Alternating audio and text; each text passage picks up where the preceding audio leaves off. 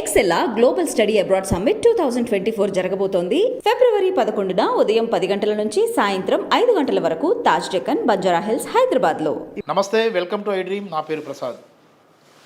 మాజీ ముఖ్యమంత్రి చంద్రబాబు నాయుడు ఢిల్లీ టూర్ తర్వాత రాజకీయ పరిస్థితులపైన, రాజకీయ అభిప్రాయాలపైన రకరకాల చర్చోపచర్చలు జరుగుతున్నాయి.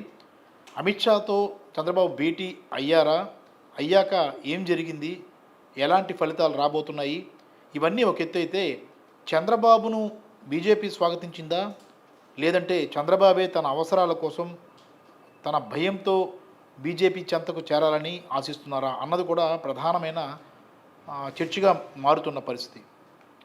తెలుగుదేశం పార్టీకి సంబంధించిన మీడియాలో కొన్ని కథనాలు అయితే వచ్చాయి. చంద్రబాబు ఖచ్చితంగా ఎన్డీఏలో చేరి ఎన్డీఏ బలోపేతానికి కృషి చేయాలి, దేశానికి మీ నాయకత్వం అవసరము అన్న బూస్టప్ చేస్తూ వార్తా కథనాలు వచ్చాయి. ఇది ఎంతవరకు నిజం అన్న అనుమానాలు కూడా రేకెత్తున్నాయి. ఇలాంటి పరిణామాలు, Delhi tour, Chandrababu Delhi tour, BJP వ్యూహాలు, అలాగే ఈ ఎపిసోడ్కి సంబంధించి విశ్లేషణ చేసేందుకు మనతో మాజీ వైస్ ఛాన్సలర్ హనుమంతు లజపతిరాయ్ గారు ఉన్నారు. సార్ నమస్తే. సార్ నమస్కారం. సార్, మనకి ఇప్పుడు ఎన్నికలు దగ్గరే కొద్దీ చిత్రాలు జరుగుతున్నాయి, విచిత్రాలు మీరు కూడా చూస్తూ ఉన్నారు. తాజాగా ఇప్పుడు చంద్రబాబు నాయుడు గారు ఢిల్లీ వెళ్ళి అమిత్ షాని కలిశారు అన్నది ఒకటి, కలిసినట్టుగానే దాదాపుగా చెప్పుకోవచ్చు. కాకపోతే ఆయన కలిసిన పిక్చర్స్ ఏవి కూడా బయటికి రాలేదు సార్. కలిసిన చిత్రాలు ఏవి బయటికి రాలేదు. తెలుగుదేశం పార్టీకి సంబంధించిన మీడియా మాత్రం అసలు చంద్రబాబు అవసరం బీజేపీకి ఉంది, జాతీయ స్థాయి నాయకుడిగా దేశానికి మీ సేవలు అవసరం, అలాగే బీజేపీకి అవసరం, ఎన్డీఏకి అవసరమని వాళ్ళంతా కూడా మరీ బతిమలాడుతున్నట్లుగా వార్తా కథనాలు వచ్చాయి. అంటే ఎవరి అవసరం ఎవరికి ఉంది అని మనం భావించినప్పుడు బీజేపీ నిజంగా చంద్రబాబుని అంత చేరువుగా తీసుకోవాలని చూస్తుందంటారా? వాస్తవ పరిస్థితిని కూడా మనం గమనించాలి సార్. కేంద్రంలో బీజేపీ ప్రస్తుతం చాలా బలమైనటువంటి పార్టీ. అవును సార్. ఇక అయోధ్య రామ మందిరం, మిగతా కొన్ని విషయాల్లో ఈ నేపథ్యంలో బీజేపీ ప్రజల తాలూకు మన్ననలు పొందినటువంటి పరిస్థితి కూడా అందరూ పరిశీలిస్తున్నారు. ఈ పరిస్థితుల్లో రాబోయే ఎన్నికల్లో కూడా, లోక్సభ ఎన్నికల్లో కూడా బీజేపీ అత్యధిక మెజారిటీ, బహుశా గతంలో కన్నా ఎక్కువ సీట్లు వచ్చినా ఆశ్చర్యపోవాల్సిన పని లేదు. సో 370 స్థానాలకు పైగా మేము గెలుచుకుంటామని ధీమాను కూడా ప్రధానమంత్రి గారు మోడీ గారు వ్యక్తం చేశారు. చెప్తున్నారు. సో ఈ పరిస్థితుల్లో వాళ్ళకి తెలుగుదేశం లాంటి పార్టీలతో మళ్ళా పొత్తు ఏర్పాటు చేసుకుంటే తమ తాలూకా ఉనికి, అంటే తమకి ఇంకా ఎక్కువ మెజారిటీ వస్తుందనే విషయాలు ఆలోచన చేయడం బహుశా అది కరెక్ట్ కాదేమో అనిపిస్తుంది. ఎందుకంటే ఆ అవసరం వాళ్ళకి లేదు. బీజేపీ పార్టీకి అవసరం లేదు. కానీ వాళ్ళు ఏంటంటే అలాంటి ఇక్కడ రాష్ట్రంలో, మన రాష్ట్రంలో పరిస్థితి మనం చూస్తే ఎటువంటి పరిస్థితుల్లో కూడా వైసీపీ పార్టీని ఎన్నికల్లో ఓడించాలి, అవసరమైతే ఎవరితోనైనా పొత్తు పెట్టుకొని, భావజాలం డిఫరెంట్గా ఉన్న పార్టీలు అయినా పర్వాలేదు, మనకు కావాల్సింది జగన్ గారి ప్రభుత్వాన్ని ముందు ఓడించాలి అనేటటువంటి ఒక మేనిఫెస్టోతో అంతా పోయిందండి. ఇదంతా చెప్పండి సార్. సో ఈ పార్టీని ఎలాగైనా గద్దెదించాలనేటువంటి ఒక అది మంచి సంకల్పం కాదనుకోండి, బట్ ఎనీవే వాళ్ళు గెలవాలనే పద్ధతిలో వాళ్ళు ఆలోచన చేస్తూ ఒక పవన్ కళ్యాణ్తో కూడా ముందు ఒక ఒప్పందానికి రావాలని ప్రయత్నిస్తూ ఉన్నారు. సీట్ల సర్దుబాటు విషయంలో ఎంతవరకు ఆ పార్టీతో కూడా క్లారిటీ లేదు. అదేవిధంగా ఇప్పుడు చంద్రబాబు నాయుడు గారితో కూడా ఇప్పుడు చూస్తే టీడీపీ పార్టీతో బీజేపీ వాళ్ళు ఏమడుగుతున్నారంటే, వాళ్ళు ఎక్కడైతే టీడీపీ బలంగా ఉన్నటువంటి స్థానాలు ఉన్నాయి, ప్రధానంగా అర్బన్ ఏరియాస్ ఉన్నాయి కొన్ని. అవును సార్. సో అర్బన్ ఏరియాస్లో వాళ్ళు టీడీపీ స్ట్రాంగ్ హోల్డ్స్ ఎక్కడైతే ఉన్నాయో అక్కడ అదే స్థానాలు బీజేపీ కూడా ఇంచుమించు 7 ఎంపీ స్థానాలు కోరుకుంటున్నట్లు 6 నుంచి 7 మనకి మీడియాలో వార్తలు వస్తూ ఉన్నాయి. అలాగే ఒక 10 నుంచి 15 ఎమ్మెల్యే స్థానాలు కూడా వాళ్ళు ఆశిస్తున్నారు, బీజేపీ వాళ్ళు అవును ఆ, ఈ పొత్తులో భాగంగా. అవును సో ఇక్కడ ఇదొక 15 స్థానాలు, అక్కడ మరొక 7 ఎంపీ స్థానాలు, తర్వాత పవన్ కళ్యాణ్ కనీసం 50 అసెంబ్లీ స్థానాలు అడుగుతున్నారు. అవును ఆయన కూడా ఒక 5 ఎంపీ స్థానాలు అడుగుతున్నారు. వాళ్ళ 2 ఎంపీ స్థానాలు అడిగారు. అవును అవును సో మరి ఇవన్నీ వెళ్ళిపోతే ఇంకా టీడీపీకి ఏం మిగులుతుంది? అంతే అంటారు. సో అంటే సార్ ఇప్పుడు ఒకటి కీలకమైన పాయింట్ మీరు చెప్పారు సార్. ఇంత అవుతున్నప్పుడు కూడా టీడీపీ రాష్ట్రంలో బలంగా ఉంది అంటే గత ఎన్నికల్లో ఓడిపోవచ్చు కానీ క్యాడర్ అనేది ఉంది, ఒక సీనియర్ పార్టీగా ఉంది. ఇంత అవుతున్నప్పుడు ఒక సింగిల్గా పోటీ చేయకుండా మళ్ళీ జనసేనతో జతకట్టారు. ఇప్పుడు బీజేపీ కోసం తహతాలు ఆడుతున్నారు. ఇంత పొత్తుల కోసం తహతాలు ఆడాల్సిన పరిస్థితి టీడీపీ దానికి కూడా ఒక భయమా పెరుగుతానమా లేకపోతే ఏం సార్? అంటే ఇప్పుడు లేటెస్ట్ సర్వేస్ కూడా ఏం చెప్తున్నాయంటే ఆ, ఇప్పుడు ఇలా ఎన్నికలు జరిగినా కూడా సీఎం జగన్మోహన్ రెడ్డి గారు తిరిగి అధికారంలోకి వచ్చే అవకాశం ఉందని ఆ, చాలా సర్వేలు చెప్తూ ఉన్నాయి. అవును సో ఆ ప్రజల నాడి కూడా అలాగే ఉంది. ప్రజలు కూడా ఏంటంటే ఆ, ఇంతకన్నా ఇప్పుడున్నటువంటి వైసీపీ గవర్నమెంట్ కన్నా ఇంకొక గవర్నమెంట్ ఏదైనా వస్తే బెటర్గా, ఇంకేమైనా వస్తే బెటర్గా, ఇంతకన్నా మంచిగా ఏమైనా మాకు ప్రోత్సాహకాలు కానీ మరి ప్రజలకు అందించే సంక్షేమ కార్యక్రమాలు కానీ అందించగలవా అనేటటువంటి విషయంలో ప్రజలు చాలా వరకు రీథింకింగ్లో పడ్డారు.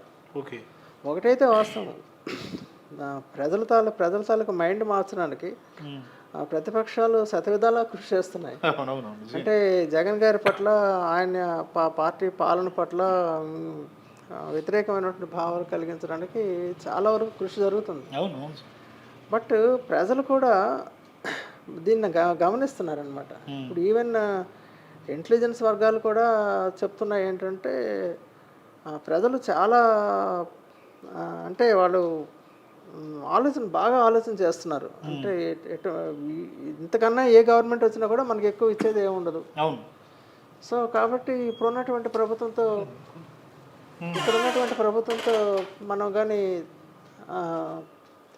ఇప్పుడున్నటువంటి ప్రభుత్వానికి తిరిగి ఎన్నుకుంటే మనకి ఎటువంటి సమస్యలు ఉండవు అనేటువంటిది ప్రజల్లో కూడా ఒక అభిప్రాయంగా తెలుస్తూ ఉంది. కాబట్టి ఈ నాడి గ్రహించినటువంటి టీడీపీ శ్రేణులు, వాళ్ళ పార్టీ నాయకుడు చంద్రబాబు గారు, ఆయన ఎటువంటి పరిస్థితుల్లో కూడా ఈ పార్టీ అధికారంలో రాకూడదు కాబట్టి మరి ఇంకెవరు నీవే తప్ప ఎతప్పనం పెరుగా అనే పద్ధతిలో కేంద్ర ప్రభుత్వంలో ఉన్నటువంటి బీజేపీ మోడీ గారికి, ప్రధానమంత్రి గారి దగ్గరికి వెళ్ళి వాళ్ళు ఏ షరతులు పెట్టినా మేము ఒప్పుకుంటాం అనే స్థాయి కూడా ఆయన వచ్చేసారు. సో ఇవన్నీ దేన్ని సూచిస్తున్నాయి?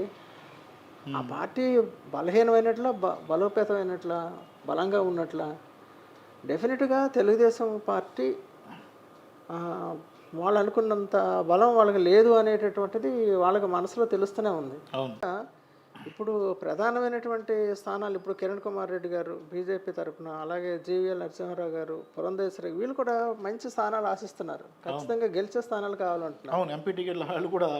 సో మరి వాళ్ళకి గెలిచే స్థానాలు ఇవ్వాలంటే సో ఇలాంటి టీడీపీ వాళ్ళు త్యాగాలు చేయాలి. మరి ఆ త్యాగాలు నిజంగా జరుగుతాయా? మరి అక్కడ ఏమైనా ప్రతిష్టంభన, సంప్రదింపులు ఏమైనా ప్రతిష్టంభన ఏర్పడుతుందా? ఈ విషయాలన్నీ కూడా మనం చూడాల్సిన పరిస్థితి అయితే ఉంది సార్. ఇంకోటి సార్, అంటే ఇన్ కేస్ అంటే ఇప్పుడు చర్చలు జరుగుతున్నాయి, చంద్రబాబు గారు మిడ్ నైట్ సుమారుగా 11:30-12 ఆ సమయంలో అమిత్ షాతో కలిశారంటున్నారు, కానీ దానికి సంబంధించిన పిక్చర్స్ ఏవి కూడా బయటికి రాలేదు. ఇవన్నీ ఒక సందేహాస్పదంగా ఉంది. ఈ చర్చలు ఏం జరిగాయి, ఫలవంతమయ్యాయా లేదనేది. ఇన్ కేస్ బీజేపీ సమాన దూరం, మేము ఈ పొత్తులకు అనవసరం, మాకు వచ్చేదేమీ లేదు, ఆంధ్రాలో ఎవరు గెలిచినా ఖచ్చితంగా మేము కేంద్రంలో వస్తాం కాబట్టి ఇండైరెక్ట్ సపోర్ట్ మాకు ఇస్తారు అన్న ధీమాతో ఉంటే కనుక ఇదంతా, ఈ ఎపిసోడ్ అంతా, ఈ హడావడి పొత్తుల కోసం ఈ తాపత్రయపడడం చంద్రబాబు గారు, ఇవన్నీ బూమరాంగ్ అయ్యే పరిస్థితి ఉంటాయి సార్. అంటే క్యాడర్కి కానీ జనాల్లో కానీ ఒక పెద్ద మైనస్ అయ్యే అవకాశం ఉంటుందా? డెఫినెట్గానండి. ఎందుకంటే బీజేపీకి ఎటువంటి పరిస్థితుల్లో కూడా వాళ్ళకి ఆంధ్ర మీద ఇప్పటికిప్పుడే ఏదో ఆంధ్రప్రదేశ్లో అసెంబ్లీ స్థానాలు గెలిచేసి ప్రభుత్వాన్ని ఏర్పాటు చేసేస్తాం అనేటువంటి ఆలోచన కూడా లేదు. వాళ్ళు ఎంతసేపు ఏంటంటే వీలైనంత వరకు రీజనల్ పార్టీస్ ఏవైతే ఉన్నాయో ఆ రీజనల్ పార్టీ తాలూకు మద్దతును కూడగట్టుకొని రేపు వాళ్ళు కేంద్రంలోకి అధికారంలోకి వచ్చిన తర్వాత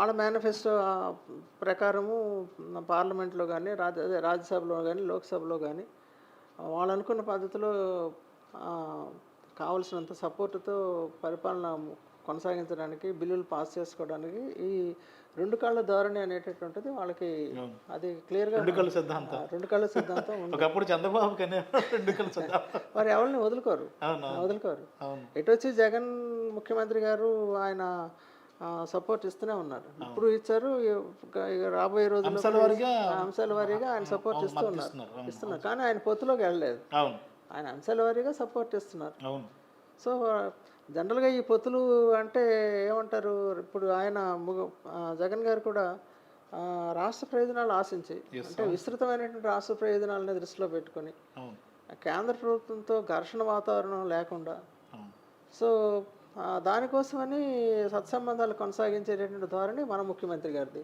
అవును సో అది అది ఈ 5 సంవత్సరాలు కూడా చాలా విజయవంతంగా కొనసాగింది.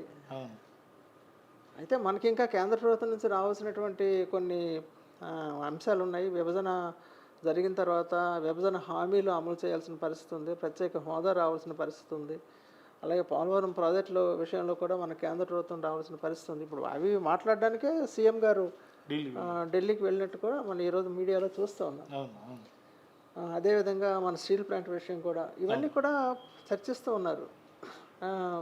అందుకనే మనం ఏంటంటే కేంద్ర ప్రభుత్వంతో స్నేహపూర్వకమైనటువంటి సంబంధాలు కొనసాగిస్తూ రాష్ట్ర ప్రయోజనాలను దృష్టిలో పెట్టుకొని రాష్ట్రానికి సంబంధించిన ప్రాజెక్టులు శాంక్షన్ చేసుకోవడంలో కానీ, నిధులు సమకూర్చుకోవడంలో కానీ, మరి ఇక్కడ వీళ్ళ మేనిఫెస్టో ప్రకారం ఎజెండాను ఇంప్లిమెంట్ చేసుకోవడానికి కానీ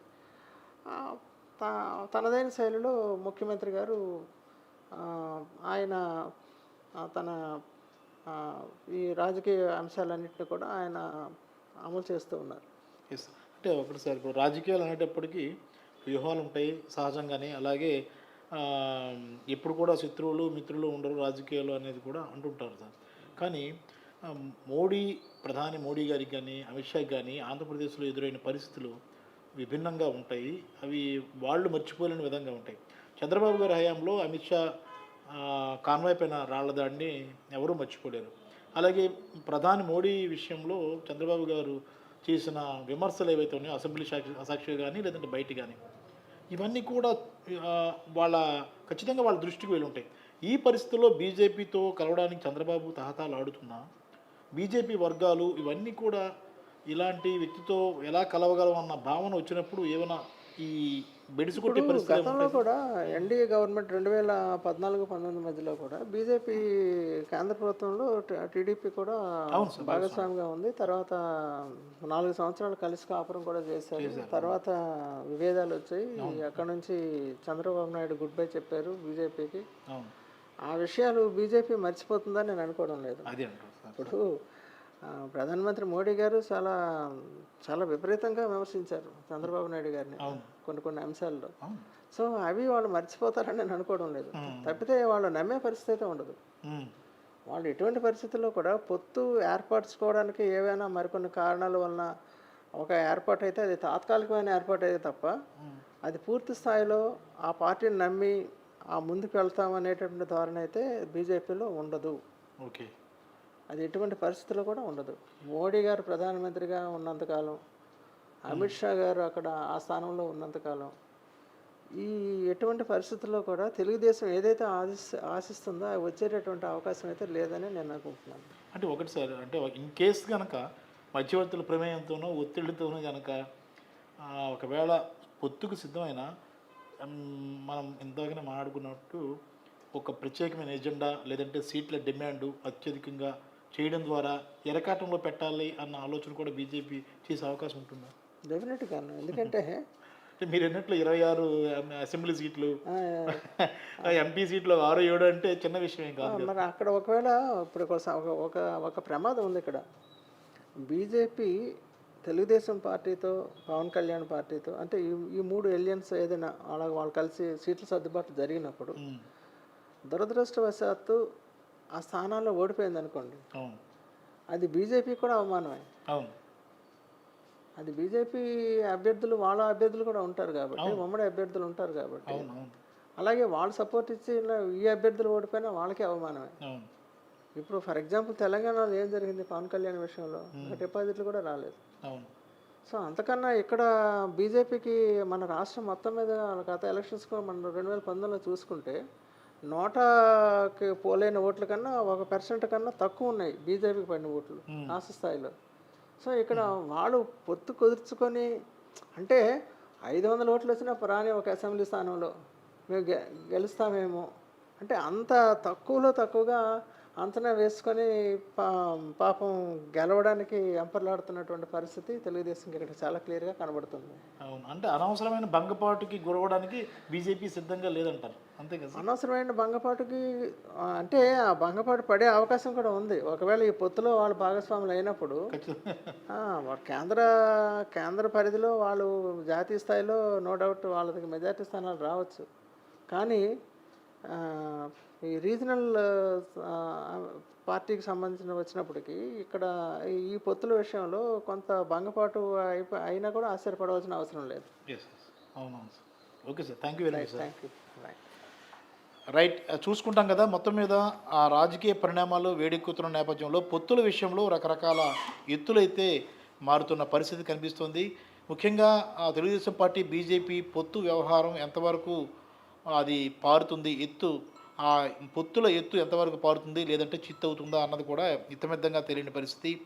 ఒకవైపు పవన్ కళ్యాణ్ ఢిల్లీ వెళ్ళిన తర్వాత పరిణామాలు ఎలా ఉంటాయి, బీజేపీ పొత్తుకు సిద్ధమవుతుందా లేదంటే చివరి నిమిషంలో ఏమైనా షాక్ ఇస్తుందా అన్న అనుమానం కూడా కలుగుతున్న నేపథ్యంలో మొత్తం మీద త్యాగాలకైతే తెలుగుదేశం పార్టీ సిద్ధమైపోతుంది. ఇది భయమా పెరిగితనమా అంటే ఖచ్చితంగా ఈ రెండు ఉండటం వల్లే తెలుగుదేశం పార్టీ అధ్యక్షుడు చంద్రబాబు నాయుడు దేనికైనా సిద్ధం, అంటే త్యాగాలకు సిద్ధం, టికెట్లు ఇవ్వడానికి సిద్ధం, ఎన్ని టికెట్లు ఇవ్వడానికైనా సిద్ధం, ఎన్ని ఎంపీ టికెట్లు ఇవ్వడానికైనా సిద్ధం అన్నట్లుగా సిద్ధమైపోయారన్న వాతావరణం ఆ కేడర్లో నెలకొంటున్న పరిస్థితుల్లో పొత్తుల వ్యవహారం ఎలాంటి పరిణామాలకు దారి తీస్తుంది అన్నది చూడాల్సి ఉంది. కెమెరామెన్ మూర్తితో Prasad, I dream media, Visakhapatnam.